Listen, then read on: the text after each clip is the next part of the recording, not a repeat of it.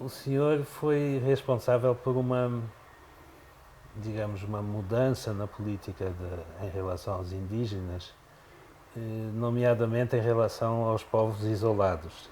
Já mencionou os povos isolados agora há pouco, que é uma mudança de filosofia, não é? Sim, sim. Sim, Porque sim. antes se fazia o contato É, e depois passava-se doenças e agora é uma filosofia diferente. O senhor pode é. explicar um pouco isso? Meu aprendizado foi longo e fiz muitas expedições em floresta e fiz 7 contatos com grupos indígenas. E foi fazendo esses contatos que eu vi o erro que cometíamos em tentar trazê-los para a nossa sociedade. Né? Então, cheguei à conclusão que o Estado brasileiro deveria ver aonde estão esses grupos, delimitar as suas terras, colocar uma equipe, em vez de ser equipe de contato, é uma equipe que vai proteger aquela área e deixá-los segundo a sua tradição, seus hábitos, seus costumes, e deixá-los viver.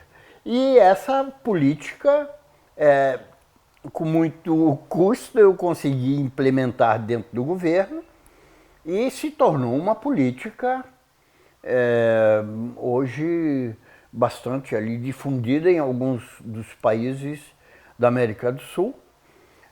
Porque depois disso eu fiz o primeiro encontro internacional sobre povos indígenas isolados. Entraram os países da América do Sul, as, as corregedorias de políticas de cada um desses países. Eu convidei lideranças indígenas, etc.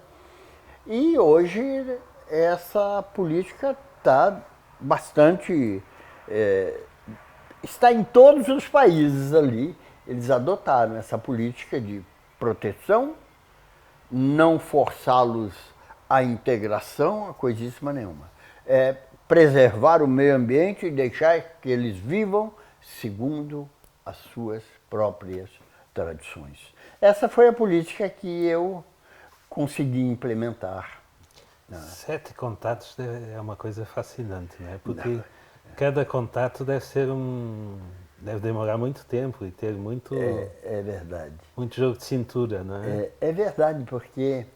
E é interessante pensar nisso, porque quando. Hoje, por exemplo, e na época que eu tentava fazer essa mudança, os sertanistas, que sertanista vem da palavra sertão. Sertão antigamente não tem a conotação de hoje. Hoje dizem sertão normalmente para uma certa área do nordeste do Brasil. Mas antigamente não. Antigamente o sertão era grande floresta. O sertão começava ali em São Paulo, no alto ali de São Paulo, onde é o pátio do colégio ali, era a boca do sertão. E na medida em que foram expandindo a ação de ocupação nossa, a boca do sertão cada vez ia Mais longe. mais longe, mais longe. Os sertanistas de então diziam para mim, na época que eu trabalhava, eles falavam, mas a glória, entre aspas, nossa, do sertanista, é você apresentar ao mundo, eu sou o pai, eu apresentei o mundo desse grupo indígena. E eu propunho exatamente o contrário. O contrário é o seguinte, você não vai apresentar eles para ninguém, você vai proteger eles. Então eles achavam que isso prejudicava até o próprio trabalho de sertanejo. Eu falei, não, nada disso. A nossa finalidade é proteger os povos indígenas.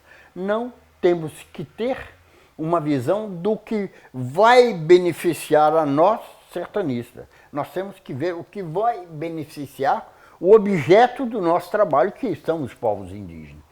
E aí se conseguiu estabelecer, eu criei o departamento de índios isolados, E fizemos essas atividades que tem até hoje, 6 ou 8 delas fui eu que criei, essas frentes de proteção etnoambiental. Elas existem hoje voltada exclusivamente para a proteção da terra e proteção dos povos indígenas. Por isso ela se chama etnoambiental.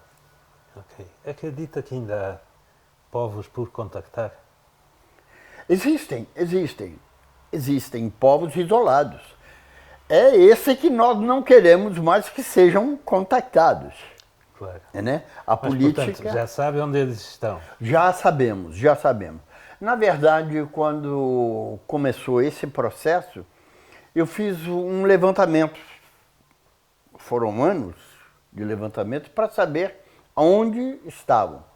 Naquela época, as informações todas que nós tivemos, foi mais de 100 pontos deveriam ter índio. Mas aí nós começamos a trabalhar essas informações e começamos a eliminar as duplicidades, os erros, índios históricos, porque muita informação vinha de povos indígenas que falavam, não, na cabeceira desse rio tem um grupo indígena, etc., muito perigoso. Mas aquilo era informação histórica, aquele grupo já não existe mais. Então, nós fomos eliminando, e o que ficou naquela época foi um total de 18 ou 20 pontos que nós sabíamos que existia, porque passamos de aeronave com GPS, localizamos, fotografamos de longe e deixamos ali. E aproximadamente 18 ou 20 outros pontos que deveriam ser trabalhados, que deveriam ter expedições, fazer-se as expedições, ou aérea, ou subindo o rio, ou pela floresta, para chegar à conclusão se eles existem ou não. Né? Esse trabalho ainda está por ser feito.